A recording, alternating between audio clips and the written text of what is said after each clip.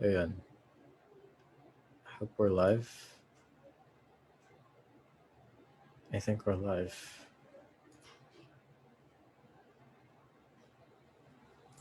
So far we have...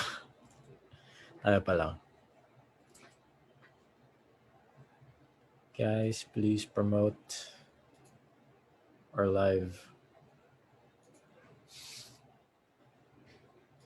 Ayun. Yung mga sumasali na.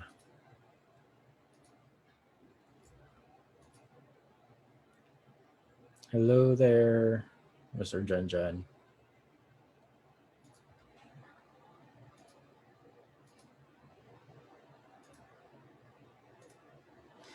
All right, so let me just start sharing my screen right here.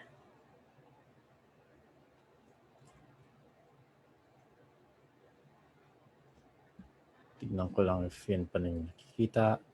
You see my screen, guys? Yes, coach. Yes. Yes, sir. Okay. Awesome. Sige. Antay lang tayo saglit.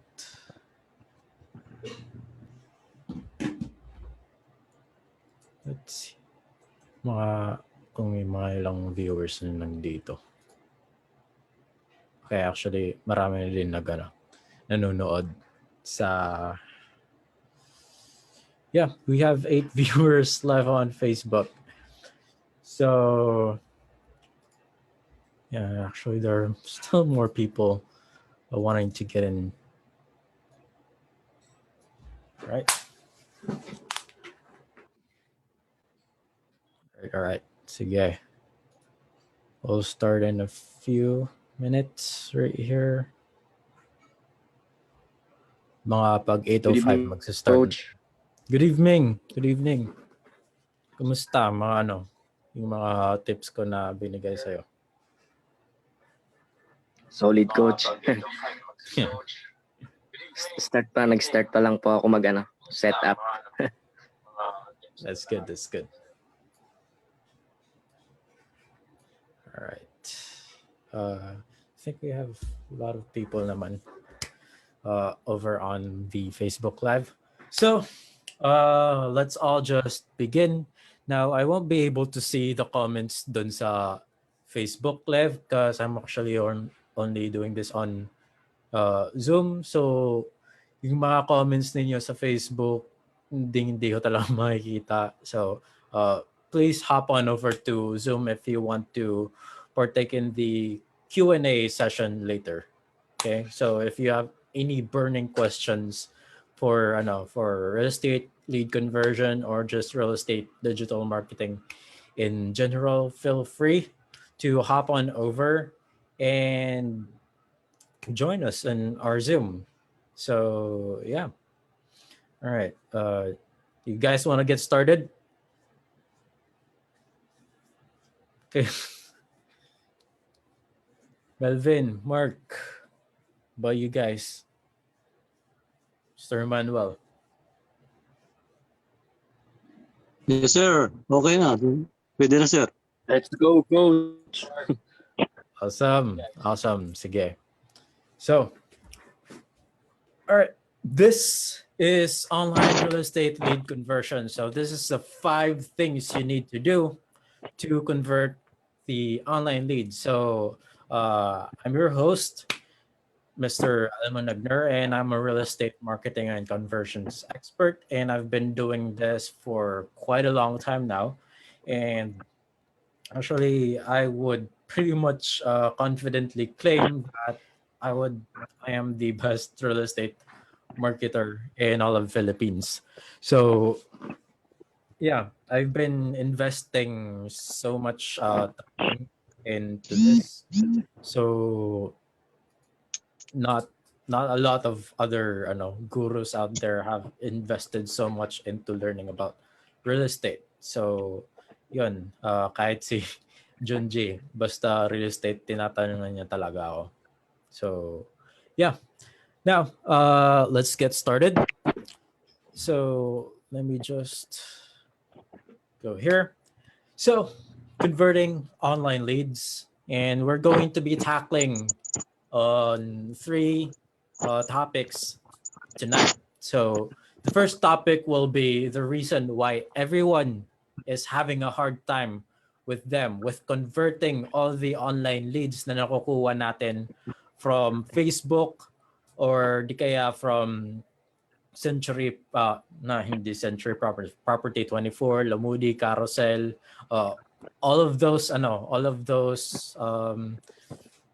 traffic sources. So, yun, kahit mapa SEO pa yan, mapa Google Ads, any kind. Kahit Instagram or dyan lang sa Facebook, kahit di kayo nag-a-ads. So, yun. We're going to be talking about why it's very hard to convert them. Tapos, the next thing that we're going to be talking about is the truth behind the online leads. So, ano ba talaga yung meron sa online leads? Ba't di natin sila napapakagat? Then, the last topic that we're going to be talking about is the 5 secrets of online lead conversion. So, kung paano na natin sila papakagatin. Yun. So, yeah. Let's get started. So, on the first one, what is the painful reason? The painful reason kung bakit it's hard to convert the online leads. So, yun nga, the first part here is it's hard to sell real estate online talaga. Let me just meet you, Mr. Emmanuel. Okay. So, it's hard to sell real estate online talaga because when you're selling real estate online, it's not just as simple as searching, tapos add to cart, tapos place order, and then yun, tapos na. And I know it's very obvious naman na hindi talaga ganun, but I still see a lot of other sellers actually doing it like that.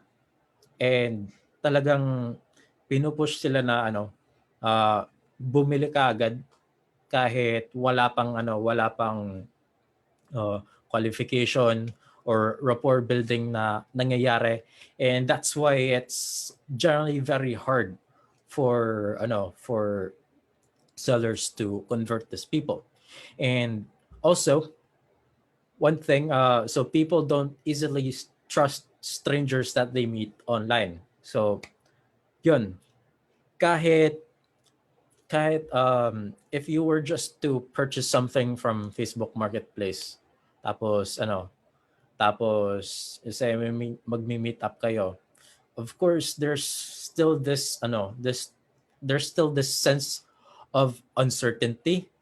Baka pag mag-meet kami, he might try something very dangerous, kaya natatakot kami. Even if it's all digitized, the stranger danger is still there. So this is one of the things that we are going to fix later on.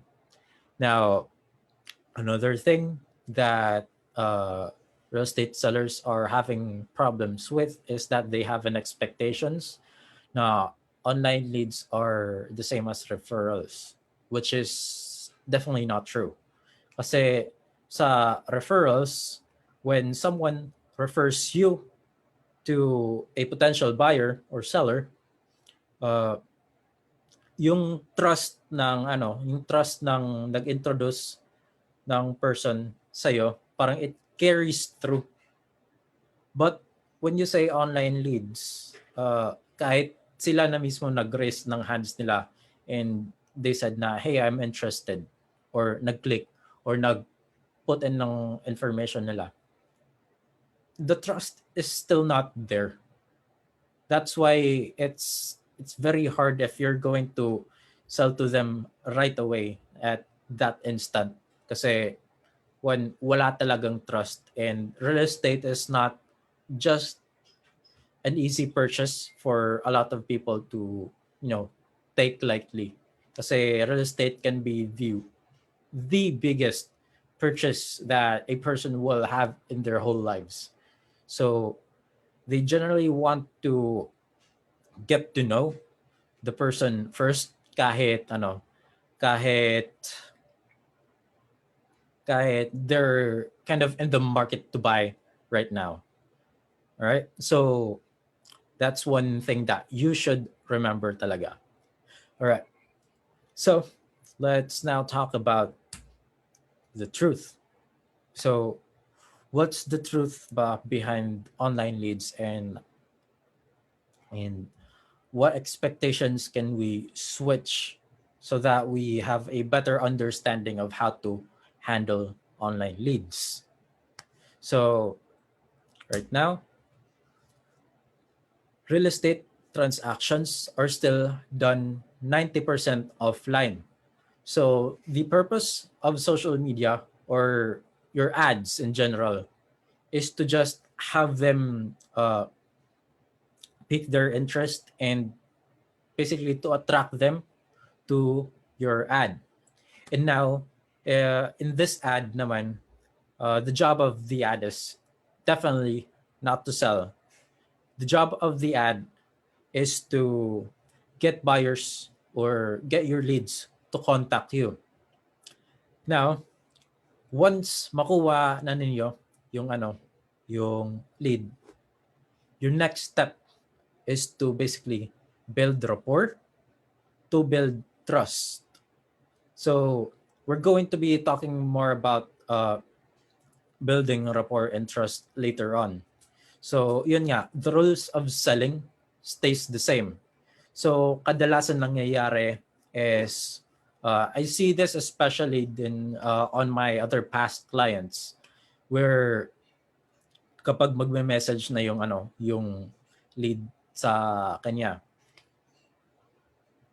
talagang pinipresentan kaagad ng computations, other details, and sure that might be helpful in some cases, but those are very, very slim chances. Why? Kasi when you're talking about real estate, it's a very, very high ticket product, and it's also something na very, very personal to them. Kasi nga, they may be buying this mostly for their end use, so gagamitin talaga nila.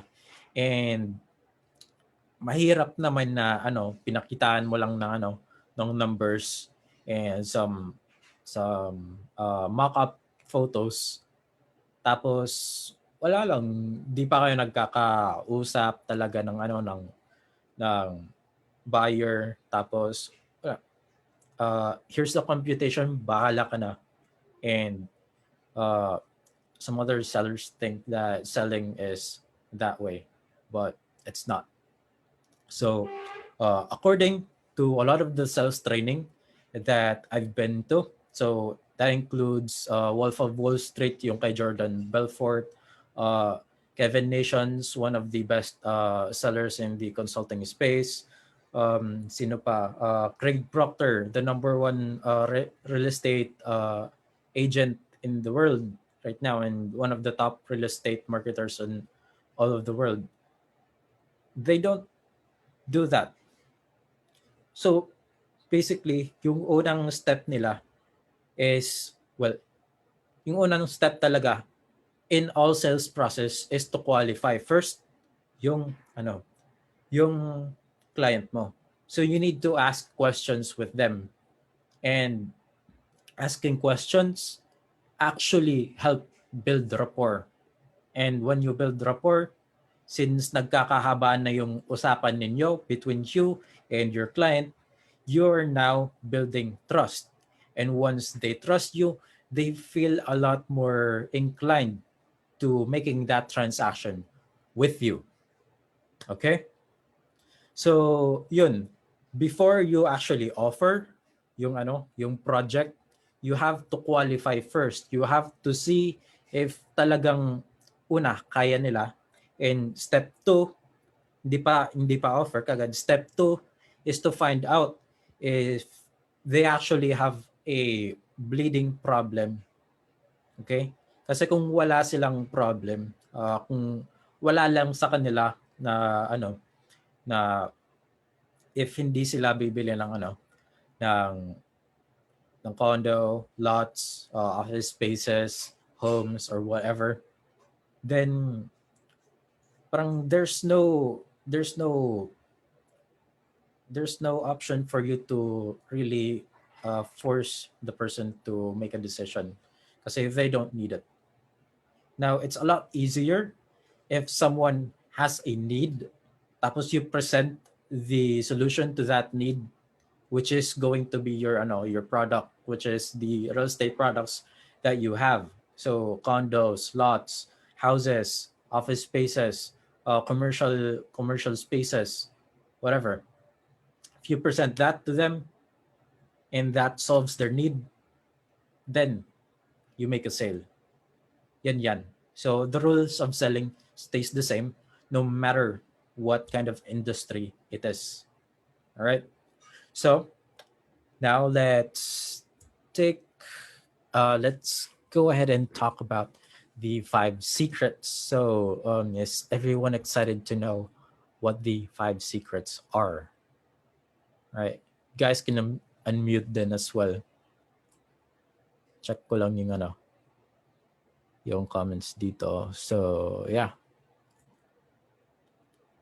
How about you guys? Mr. Jill, Mr. Manuel, guys in the Zoom chat. Let me know. Are you guys already ready for the 5 secrets? Yes, sir. Awesome. Yes. Okay. Din sa Facebook. All right.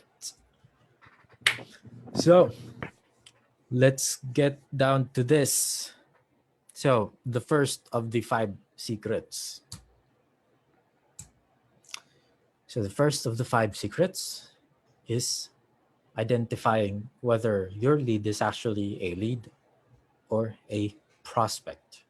So, what do I mean by this ba? So, I want you to keep your expectations fair.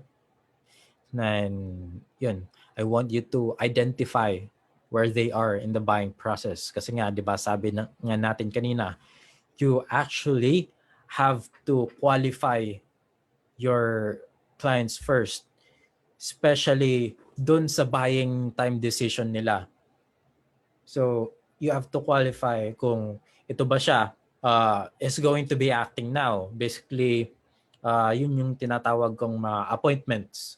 They will want to set an appointment with you if they want to act now. And then, you also have your other buyers na leads din, but I'm going to be buying from you 1 to 2 to 3 months from now. So, yun. I consider those as leads. Now, from 3 months up until 24 months, those people are what I consider as prospects. Okay? So, these are people who are generally going to be buying soon. But since they're online leads, and we're going to be talking more about this in the next slides, there's actually a reason as to why marami tayong nakukuha ng mga soon to buy leads. So 3 to 24 months from now. So what you want to do is you want to set those people aside muna, and then keep those other people who are going to be buying 1 to 3 months from now as just like this sort of mga next set mo na aayusin. But definitely, you want to focus on those na nakuha mo na mga, those who are acting now. Those are your appointments. Those are basically the hottest of the hottest people. Now, the next step that we're going to be talking about. So the next secret is going to be simply talk to your leads. Okay? So, Sir Mon, nakikipag-usap naman ako sa mga leads. But di ko pa ba sila nako-convert? So, there's actually a way to this, and there's a science behind this. So, yun, talk to them. So, go from online to offline as fast as possible. Okay? Kasi nga, sabi ko kanina, 90% of real estate transactions are still done offline. Okay? You'd never want to make a transaction online kasi parang to them, to most of the buyers, it feels like, di ka seryoso. You're just kind of kicking it in the bin, tapos basically di ka seryoso. Yan yun. So, when you transfer them online, to offline as fast as possible, you will now have a very personal communication with them. So, once makuha mo yung phone number ng client mo, go and pick up the phone, call them right away. Huwag ka muna mag chat sa Messenger. Kung if you're running a Messenger campaign, just go and call your leads right away. Okay? And the faster that you do that, the faster that you will sell now or soon. Kasi bakit ba ganun? Now, let's say nag-run tayo ng ad, real estate ad. Tapos nag-click sila. Tapos nag-click sila, and then they entered in their details. So they entered in their details, tapos within mga ilang seconds pa lang natawagan mo na. This is something that we're also going to be talking about in the next slide, but the chances of you closing right there, right away, is very immense. Okay? So, tsaka isa din to, you're not the only agent that they're talking to online. Okay? Kasi marami yung mga options ng real estate online. And people can just hop on over and select, uy, maganda to, chat, send ng details. Uy, ito, maganda dito, chat, send ng details. Tapos what if maunahan kayo? Yun. Mas may mga chances sila. So, we're going to be talking more about that, which is the next secret. So, the speed to connect. So, speed to connect. What we want to do is to talk to them within 5 minutes of them submitting their info. Do this while their mind is still hot on making a real estate purchase. Kasi nga, fresh pa sa kanila, nag-iisip pa sila na gusto ko bumili talaga ng real estate ngayon. And they're searching for it. They're looking at the marketplace. They're looking at your ad. They're reading all your captions. Maybe they're even looking into your profile. So, yun. Now, just like the scenario that I told you earlier, nagsaswipe, nakita yung ad. They clicked on your ad. They sent their info in. You were able to answer them mga 30 seconds pa lang. The buyer is going to think na, uy, ang galing, ang bilis naman ito. And then they're still actually seeing the ad. Kaya it's super fresh. And then what's going to happen when you talk to them? Hey sir, I'm just calling because you just clicked on my ad and you sent in your information. Is this a good time to talk? Can we talk for a quick 2 minutes? Then they'll say, yeah, of course. So, responsive siya kasi it's still very fresh sa utak ng client natin kasi nakikita pa din niya yung ad. Right? So, once makita niya yung ad tapos kinakausap mo na, you're in the zone to just kill it, to just make the sale. Yan. Tapos, the longer that you delay the time uh, of them clicking on the ad and then you actually contacting them, yung nangyayari nun is parang mas nagiging less responsive na talaga sila. Kasi there's this small time frame na mas receptive sila mag-answer based on the inquiry that they made. Now, yung next na nangyayari nun is if na-delay niya, for example, you weren't able to answer within 24 hours. So after 24 hours, you try to call them, try to call your leads. Tapos, nangyayari na dyan is they'll say, hey, you'll try to say, hey, hey, sir, I'm calling about your inquiry over on my real estate ad. Is now a good time to talk for just 2 minutes?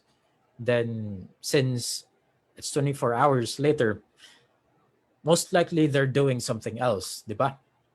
So they could be busy, or they might just entirely not answer your phone call, right?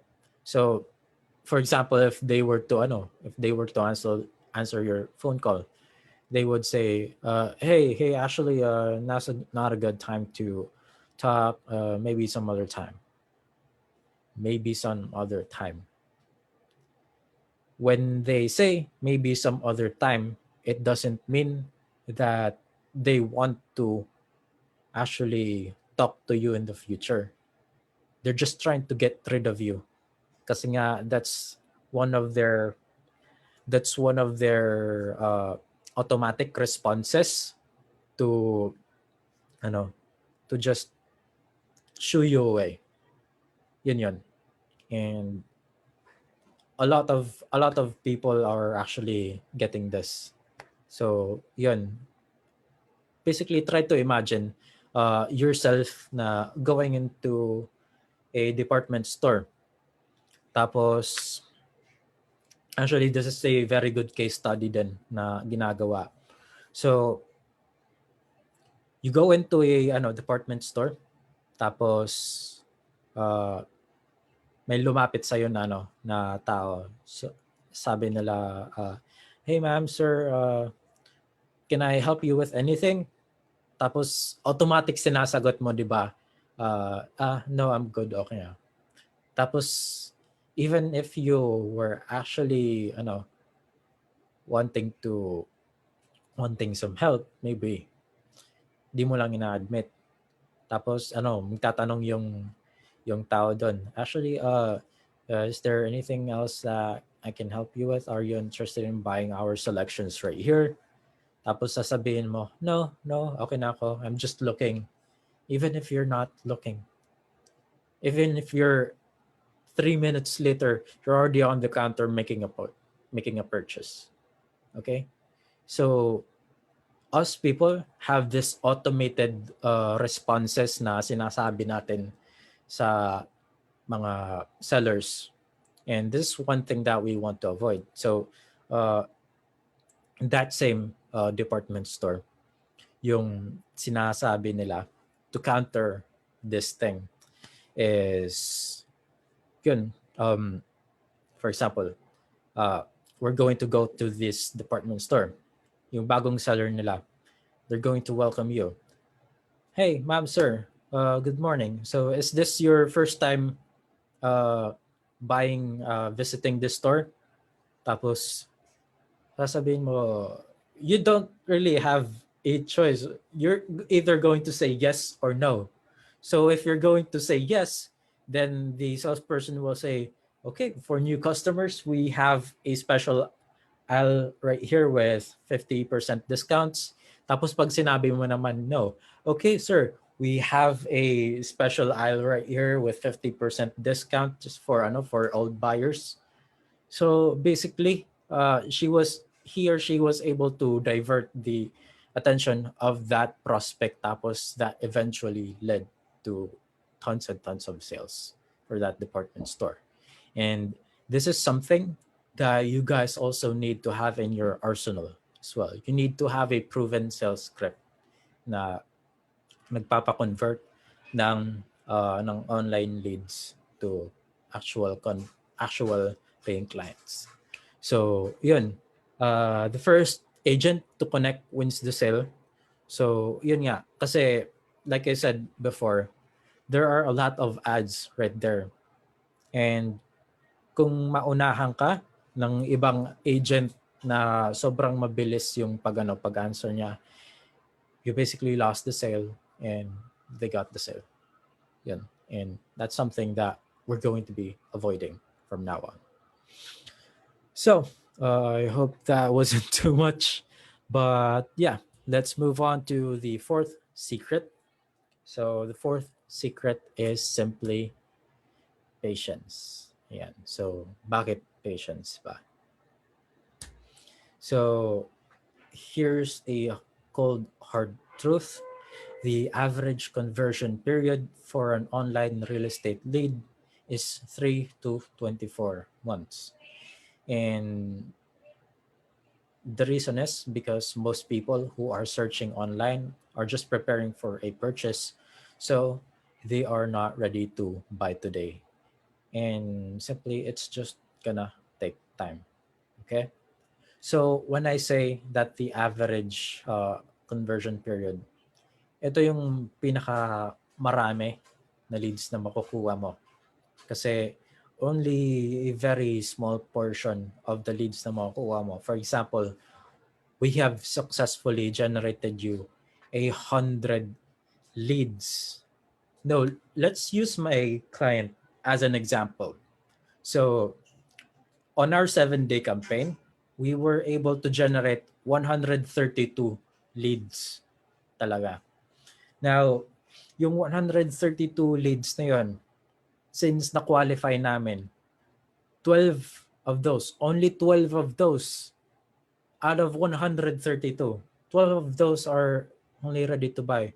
So what if, ano naman yung nangyari sa other 110? Basically, they're still interested to buy, just not now. All right? And what you need to do is you need to follow up with them. Okay? So when I say na average 3 to 24 months, I'm not discouraging you na wag na lang tayo mag-real estate kasi matagal pa silang bibili. No, it's not like that at all. Kasi which would you rather choose? A one-time big-time sale for this month or a consistent sale every single month starting from the third month up until the 24th month up until the following month, so month 48 up until 80 86 or something. which would you choose ba, yung one time big time or yung pangmahabang consistent na sales? Let me know in the chat, so I get to know. So is it A or B? A being one time big time, B being a consistent seller. B, di ba? Ganun yun. Right. So, yun. Obviously, we want to be those one-time, big-time na people. So, what are we going to do to basically tackle this problem right here? Kasi nga, 3 to 24 months. Kadalasan ng mga real estate sellers, pag 3 to 24 months, pinapabayaan na, bahala yan kasi wala na yun, hindi yung mga buyers. Even if they're going to be buyers, what if, mga 12 months down the line, nakabenta ka ng full floor office spaces, di ba? That ranges to up until 400 million pesos. Grabe yung mga commissions doon, di ba? And basically, the secret to that is the last secret. You need to have a nurture system. All right. So, what is a nurture system ba? So, unang-una, the nurture system allows you to stop doing this. So, it allows you to stop forcing your leads to make a decision when they're not ready yet. Kasi it only builds frustration and a loss of a sale. Lalo na pag may mga taong uhaw sa sale. So kahit hindi pa ready yung isang buyer to want to make the purchase with you, but they're actually very qualified, may pera sila pang bili, pang down, or even fully cash out. Parang hindi pa pasok sa timeline nila, pero you're really forcing them to buy. They're eventually going to push you away and they're going to choose another seller. Kasi nga, you're being salesy, you're being pushy, and that's not something that we want to do for our clients. So instead, what we're going to be doing with our nurture system is we're going to be building a relationship with them over a long period of time. So yun yung 3 to 24 months palaging consistent tayo na kapag follow up sa ating mga past clients. Okay? So you also have to make sure that you communicate with them every single month. Kasi what happens is that, for example, month 1, wala ka pang sale kasi you got yung most of the leads mo is it went to the averages na mga 3 to 24 months pa. So month 1, walang sale. Month 2, walang sale, pero nag-increase yung mga pipeline mo, yung mga leads. So month 3, boom, may sale ka na isa kasi you waited out and then you kept on following up with them. So the next month, so month 4, boom, may sale ka na naman kasi you still kept following up with the leads who are going to be buying soon. Then month 5, sell ka 2 kasi marami ng mga lead list mo, so maraming mga pipeline. And then month 6, may sell ka 2 na naman, and month 7 may sell 3. And it's just going to keep increasing over time. So by the time that you're already at your 24th month, just imagine the amount of commissions that you have just by doing this nurture system. Diba? So that's basically how you're going to be converting these leads. Yun. You wait for them at the time that they're already ready to buy, and once they buy, once they're in the market to actually buy right now, since ikaw yung palaging nagbe-build ng relationship sa kanila, lagi kang nasa top of mind nila. Hindi ka talaga makakalimutan nila kasi you're providing your best services, and then you keep on building the relationship with them. So say yes if you guys want a sample of a proven nurture system.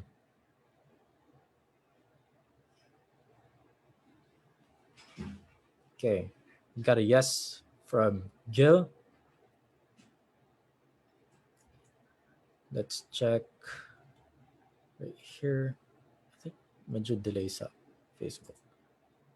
But yeah, anyone else who wants to get the proven nurture system sample, just type yes in the chat.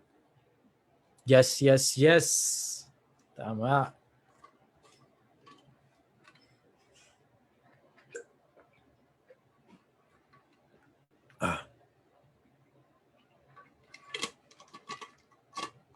Okay. See. Yes, yes, yes. All right. Sige. So, this is one sample of a very, very effective na nurture system sample. So, make sure that you send emails to them twice a month. Okay. Now, I want to make sure that you guys send valuable information that can help them with their buying decision process. And by the way, you guys can already screenshot this para you guys have a guide on what to do for your nurture system sample. Okay. So, uh, one of the top real estate marketers in the world, and also a top real estate agent in the world from Remax. So his name is Craig Proctor. He is he is the first one who actually devised this nurture system sample. Now, yung kanya, it's a lot more expensive to make kasi he doesn't just send emails, he doesn't just call people on the phone, doesn't just post social media. He actually even sends them actual physical packages sa mga addresses ng mga leads niya. So, nagsisend siya ng mga notebook kagaya ito. Tapos nandiyan yung branding niya, tapos yung phone number. So, that's something that you guys can do then as well for your real estate businesses. But to make it simple, this one is still very effective, and it's generating tons and tons of sales all over the world just because of this. So, let's get back to sending valuable information. So, ano ba yung mga valuable information na nakakatulong sa decision process ng clients natin? So, that can be either a current market update or a current inventory listing, current promos. You can also give them a guide on the requirements that they'll need if in case they're willing to move forward with the purchase. Tapos if they're going to be actual end users, you can send them interior design tips. And also for the other ones na maglo-loan for a house loan, you can send them mortgage companies. So may mga in-houses, BPI, other banks like that, UCPB, BDO, mga housing loans, all types of that. Tapos para makapag-compare and contrast sila. And then, what else? What else ba? Moving companies. So, yun. Utility companies. So, here's a list of all the internet companies na available for this building. Here's the list of, well, basically Meralco and Maynilad lang naman yung alam ko sa Manila. But yeah, basically you can send them a list of different utility companies. So parang ganun dapat yung mga content ninyo.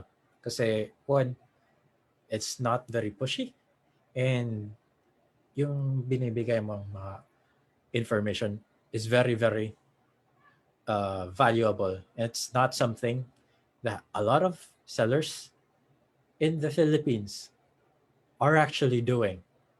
So you guys here and also my clients are the first ones seeing this type of system that basically takes care of your clients' needs for 3 to 24 months down the line. Yan. So let's get on to the second one, which is to call them on the phone once a month. Okay. So for example, si client, yung pag-qualifying process mo, he said na he's going to be buying 6 months down the line, right? So, tawagin mo on the second month. So, tanungin mo, hey sir, this is Jill. I'm the real estate consultant that you spoke to a month ago. Just wondering if you're still on track to buy your property on that very same time frame. Tapos sabihin nila, yes, yes, actually, yeah, thanks for following up. Uh, okay, you're welcome, sir. Do you need any help at all? No, no, I'm good. All right. Okay, so if you don't need any help, if you do know someone out there who is going to be, I don't know, making a real estate purchase in the future or right now, please do refer me. No problem, no problem. I'll refer you, and do that very consistently for 6 months up until uh, magbili na siya from you. Then not only did you get a sale from that, but you also from just one lead, you also multiplied your opportunities kasi they will be sending referrals your way. Kasi nga, you're very consistent with the communication. So out of that just one lead, that one sale, it could branch out to, I don't know, 5 deals for just paying for one lead. 5 deals for paying for one lead. Imagine if you just paid mga 2K to generate uh, 100 leads, then multiply that by 5. Diba? Imagine the potential na makukuha ninyo. So, yun. Now, let's talk about the last part. So, have your leads, follow your social media, and post value information very consistently. Okay. So, dito na nagte-take effect kung bakit effective yung social media. And this is also one tip why you shouldn't be worrying about the number of likes that you have on your Facebook page. Kahit, for example, kahit yung mga followers mo sa Facebook page mo is 89 page likes lang. Compare that with someone who has 2,000 page likes. Pero yung mga page likers mo are actually from the people that you've spoken to and are actual leads. Yung isang page naman, nag-boost lang siya ng ad, tapos nagparami ng mga page likes, pero yung mga nagla-like sa kanya, puro mga judgemon. Walang gamit. Walang gamit. Kasi those people, mga judgemon na yun, they cannot afford to purchase a real estate property that you're selling. Okay? So, walang gamit yung the number the number of page likes or followers that you have on your social media. Kasi in this scenario, it's quality versus quantity. Okay? Now, let me tell you why we have to post value information very consistently on our social media. Okay? So, this is because of the familiarity principle. Okay? So, this definition right here, nakuha ko to sa Wikipedia. Thanks. So, the mere exposure effect or the familiarity principle is a psychological phenomenon by which people tend to develop a preference for things merely because they are familiar with them. So sa paulit-ulit mo na nagpo-post ka, nakikita yung yung brand mo, yung face mo, yung mga valuable information mo, the more that your clients see you, the more that you show up on their phone, you're calling them, you're sending them emails, you're posting all over their social media, they will develop a familiarity to you and they will want to have a preference of working solely with you. Yun. And that's what we call also an omnipresence marketing. And basically, all this are free. All these things are free to do. You don't have to shell out huge amounts of money. Maliban na lang kung gusto mo itong twice a month na emails, gusto mo automated siya na nagro-run. You can go ahead and set up a simple email marketing software for that, and then uh, can even send out text marketing din kung gusto mo din maging mas maging maganda yung nurture system mo. So yeah, basically, once you all have this set up, itong nurture system na to lalo, what's going to happen is you are going to win. Okay? You're going to win. Bakit? You have built a strong relationship with your leads. Kasi parate ka nagfa-follow up with them, whether that's automated, that's on calls, or sa social media. Napapakita mo sa kanila na, hey, I'm here. I'm ready to help you anytime you need. And you're not being very pushy, very salesy. You're being very chill. And they are the ones who are just coming straight to you to want to work with you. And out of that, wala silang buyer's remorse. They are even going to praise you for your services, for building a relationship with them. Baka nga makilala mo ng buong pamilya nila. And out of knowing their whole family, you can extend your network and get a lot more referrals from that, right? Because you also manage to stay on top of mind. Now, they want you to become the agent that does all the transactions for them, not just for your client, especially for your client. You're also going to tap their own audience, their own network from that. Just because you had a strong and proper nurture or follow up system. All right. So, yeah, basically, that's it for the whole system, for the whole follow up system. Let me know if you guys have any questions. I will be entertaining your questions for up until 9:20 if kaya pa ba. You guys can just basically uh, unmute yourselves. Pero first, I'm going to be reading some comments if may mga questions dito. So yeah, let the questions ring in, or if you have anything you want to say, please go type it in the chat. Or just unmute yourself kung may mga questions na kayo.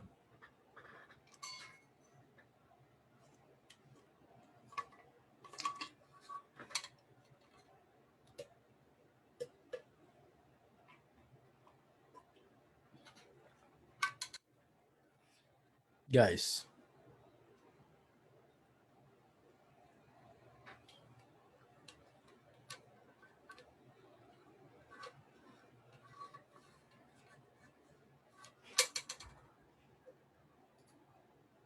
Anyone? Baka sabog na sabog pa kayo sa information.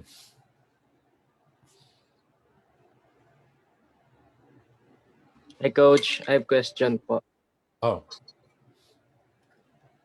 Coach, for running ito lead generation for real estate, possible din po ma-encounter ang ad account disabled?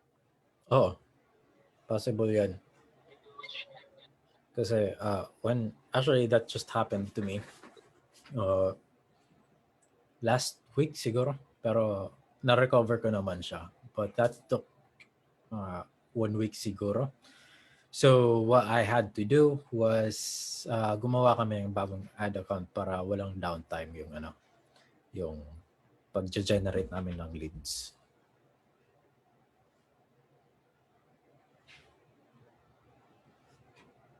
Did I answer your question? Yes, Coach. Thank you po. At least may idea. Thank you po. All right. Does anyone else have any questions at all?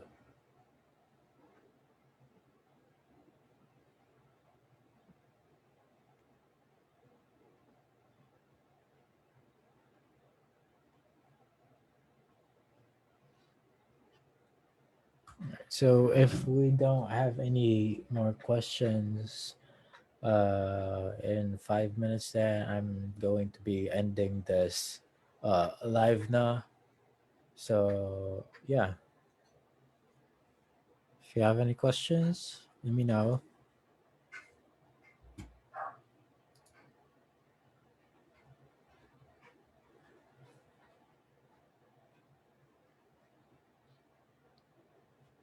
How about the real estate sellers right there? May mga questions pa ba?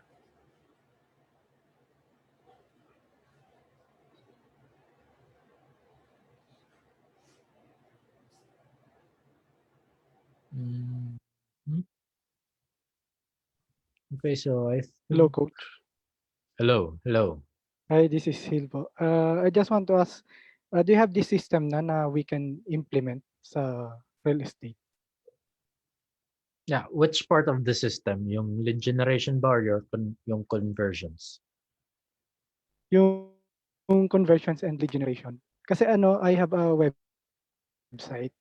Gusto ko Mhm. sana uh, incorporate dun sa website ko. Mm, okay. So here's what you can do for your website.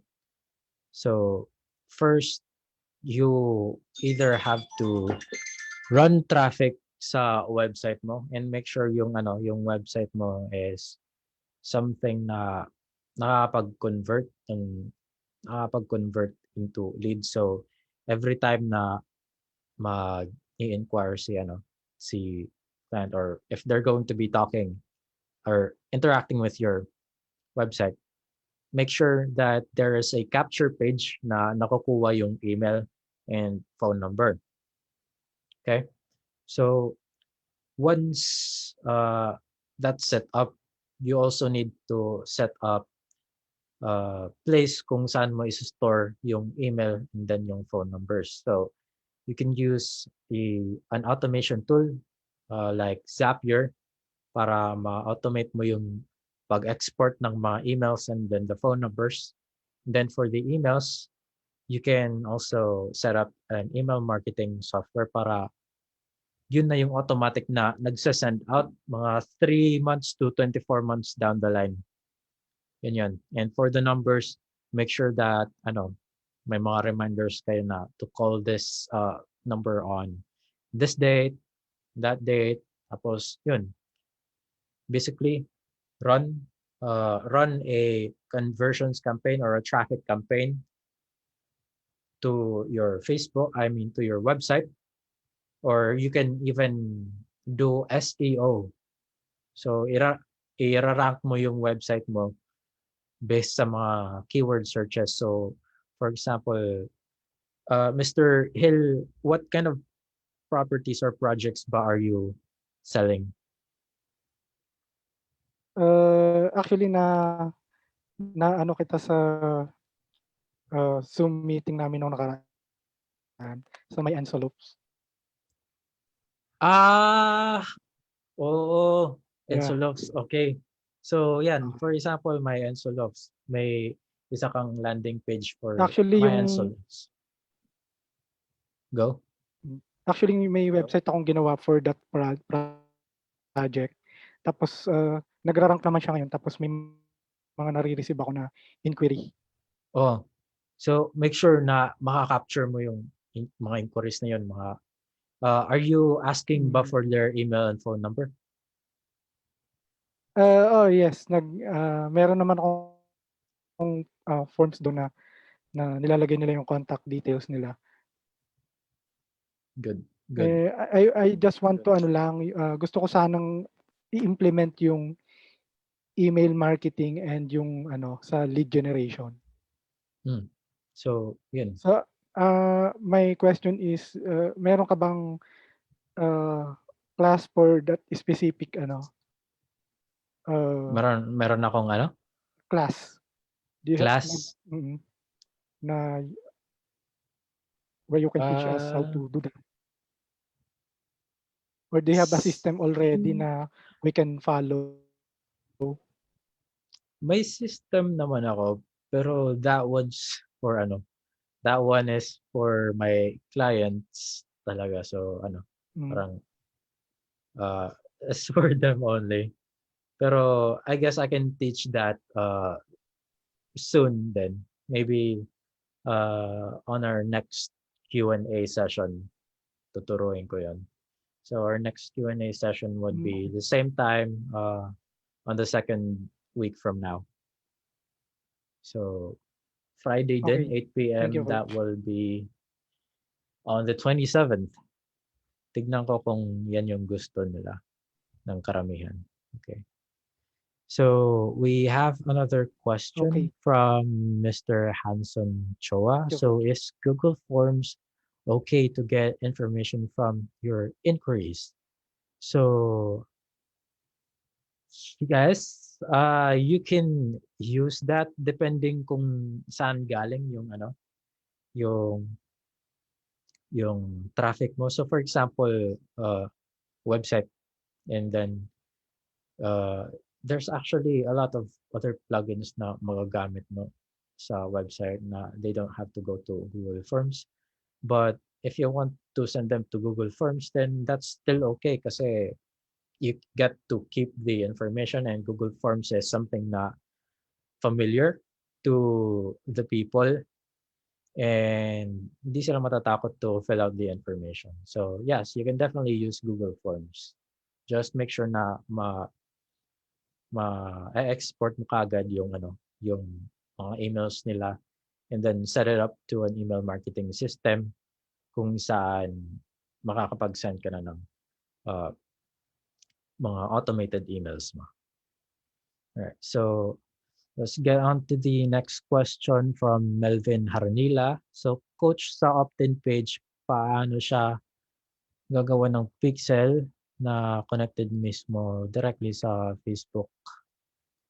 So basically, first you have to go to the events manager sa business manager ng Facebook, and then create your pixel right there. There's tons of videos on YouTube na maso-search mo kung paano gumawa ng Facebook pixel. Tapos kunin mo lang yung pixel ID mo, and then paste it on the header or somewhere na pwede mong lagyan ng Facebook pixel dun sa landing page mo. So yun. And once you already did that, try to check. A there's actually an extension that everyone uses to check kung na-install na yung Facebook Pixel, and it's called Facebook Pixel Helper. So install your Facebook Pixel dun sa landing page mo, and then yun,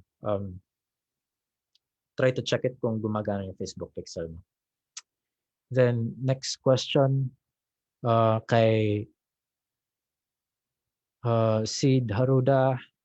Once you qualify the leads, what type of landing page do you send them to? So there's typically, I don't really have to send them to the landing page na kung na-qualify ko na. Kasi it can be two ways when sinasabi mong qualify. So na-qualify mo siya uh, just from the messenger bot, or na-qualify mo siya by actually calling them. So pag nakausap mo na siya, why do you still need to send them to another landing page? So yun. Just don't send them to another landing page. Iirita lang sila pag nakakausap mo na siya. All right, so let's get on to the second question. Coach, if using ManyChat, can you share a snippet of your process? Hehehe.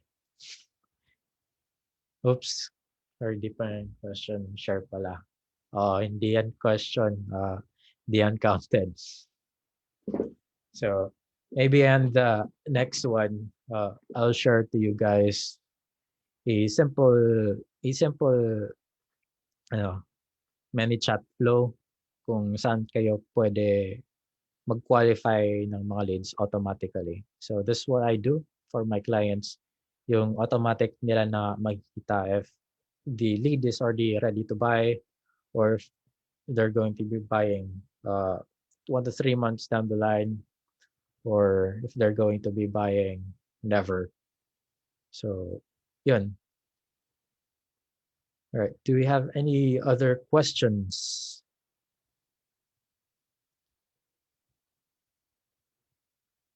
Do you have any other questions from ano? How about Miss Josephine Del? Do you have any questions? Wala. Alright, so if there aren't any more questions, I think I'm going to end this on 9:10 p.m. So now I might end this now. So going once, going twice, going thrice. Okay, so siguro wala naman so far for now. I hope you guys learned a lot and yun. Thank you for attending the first ever coaching and strategy session and Q&A sessions and yun. I will see you guys in the next one. All right. Bye-bye.